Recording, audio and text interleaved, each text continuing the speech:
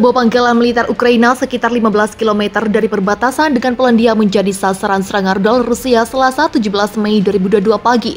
Menurut informasi dari Maxim Kozytsky, Kepala Administrasi Militer Regional Lviv.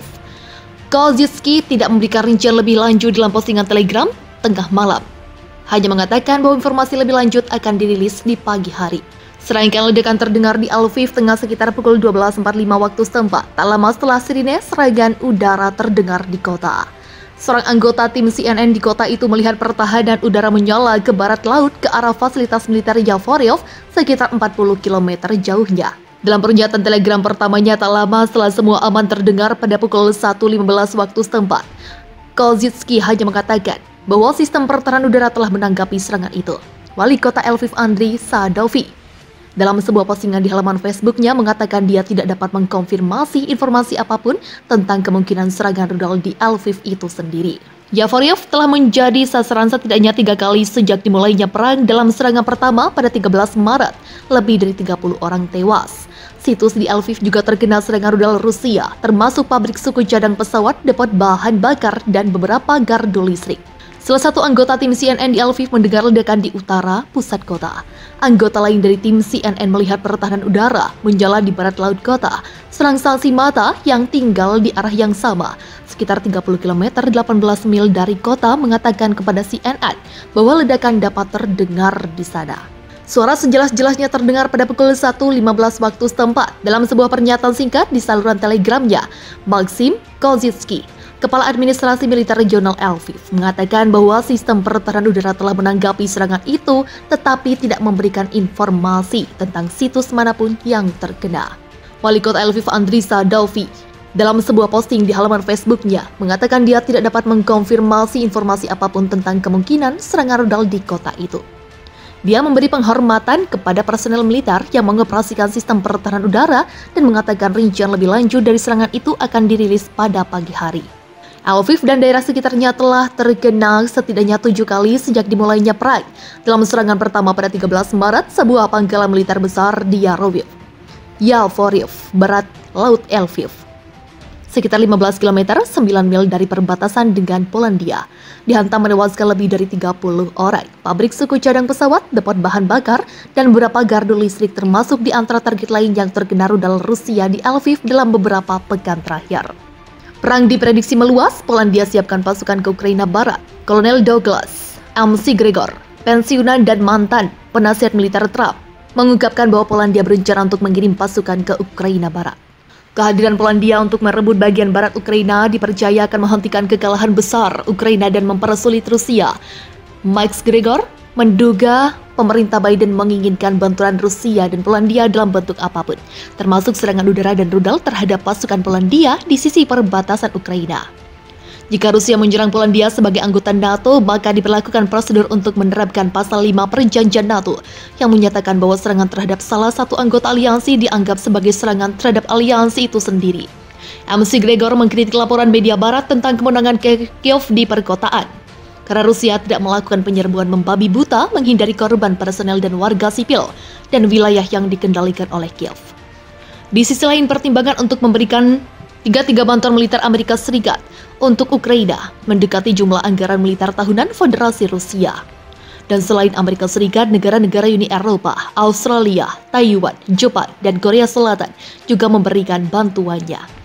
McGregor yakin masuknya tentara Polandia ke wilayah Ukraina akan membutuhkan persetujuan Kiev, namun tidak akan ada masalah karena rezim Zelensky berada di bawah kendali penuh Washington. Kementerian Pertahanan Federasi Rusia memiliki bukti keterlibatan dalam penelitian di bidang senjata biologis di Ukraina.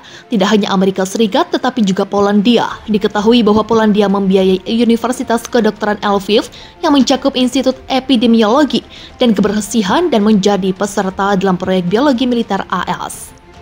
Faktor-faktor di atas berbicara tentang peran destruktif Polandia. Sekutu terdekat Presiden Rusia, Vladimir Putin, memperingatkan Barat tentang risiko jika NATO berkonflik dengan Rusia.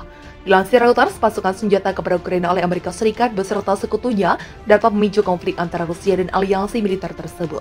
Mantan Presiden Dmitry Medvedev yang kini menjabat Wakil Ketua Dewan Keamanan Federasi Rusia mengatakan konflik seperti itu dengan NATO selalu membawa risiko berubah menjadi perang nuklir besar-besaran.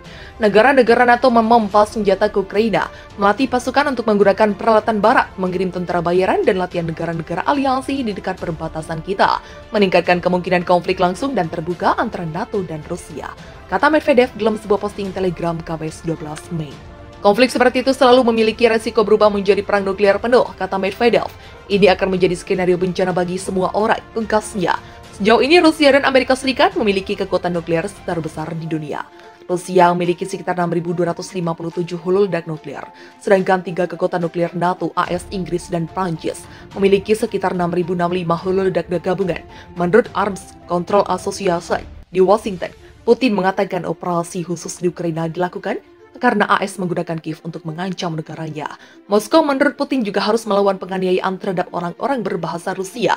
Putin, yang mengatakan Ukraina dan Rusia pada dasarnya adalah satu, menyebut perang itu sebagai konfrontasi yang tak terhindarkan dengan Amerika Serikat, yang dia tuduh mengancam Rusia dengan ikut campur di halaman belakangnya melalui perluasan NATO ke arah timur. Di sisi lain, Ukraina menganggap sedang memerangi perampasan tanah gaya kekaisaran. Kiev juga menilai klaim genosida Putin adalah omong kosong. Kiev mengatakan invasi Putin hanya memperkuat keinginan rakyat Ukraina untuk berpaling ke barat dari orbit Rusia. Perang antara Rusia dan Ukraina masuki hari ke-79 pada Jumat 13 Mei. Terbaru Finlandia menyatakan niatnya untuk bergabung dengan aliansi militer NATO. Berikut sejumlah peristiwa yang terjadi dilaporkan The Guardian. Kiev akan menggelar pengadilan kejahatan perang pertama terkait invasi Rusia, melibatkan komandan Rusia bernama Vadim Simarin, 21 tahun, yang diduga menembak mati pria Ukraina berusia 62 tahun. Kementerian Luar Negeri Rusia di Moskow mengatakan akan mengambil langkah-langkah teknis militer jika Helsinki mengajukan permohonan aksesi NATO. Peningkatan ini datang setelah Presiden Finlandia Sauli Niinisto dan Perdana Menteri Sanna Marin pada Kamis 12 Mei menyatakan bahwa Finlandia harus bergabung dengan aliansi militer NATO. Rusia dapat memotong pasukan gasnya ke Finlandia pada Jumat ini, sehari setelah para pemimpin Finlandia mengatakan akan mendaftar untuk bergabung dengan NATO. Menurut laporan, Senator Republik Ratnpou telah memblokir pengesahan RUU bantuan senilai 40 miliar untuk Ukraina di Senat AS. G7 membahas langkah-langkah mendesak untuk mematahkan blokade Rusia atas ekspor biji-bijian dari pelabuhan Ukraina, termasuk dengan mencoba membuka rute melalui Rumania dan Baltik. Ukraina mengklaim telah merusak dan membakar kapal logistik Angkatan Laut Rusia di Laut Hitam. Jumlah orang yang melarikan diri dari Ukraina untuk menghindari invasi Rusia telah melampaui 6 juta, kata Badan Pengungsi PBB. Hampir 100 anak tewas di Ukraina selama April saja, tetapi angka sebenarnya bisa jauh lebih tinggi, kata Dana Anak-anak PBB. Para pemimpin Uni Eropa berencana menilai permohonan keanggotaan Ukraina bulan depan, menurut Kementerian Luar Negeri Prancis. Kepala HAM PBB Michael Bachelet mengatakan 1.000 mayat telah ditemukan di ibu kota Ukraina, Kiev, dalam beberapa pekan terakhir. Konflik Rusia dan Ukraina menyeret Amerika Serikat dan NATO yang kebanyakan negara Eropa. Rusia mengecam akan melakukan perang nuklir apabila AS dan NATO terus ikut campur dalam konflik yang terjadi di Ukraina. Wakil Ketua Dewan Keamanan Rusia Dmitry Medvedev mengungkapkan meningkatnya dukungan militer yang diberikan kepada Ukraina oleh Amerika Serikat dan sekutunya beresiko memicu konflik antara Rusia dan aliansi militer NATO. Menurutnya, perseteruan dengan NATO berpotensi terhadap risiko perang nuklir besar-besaran.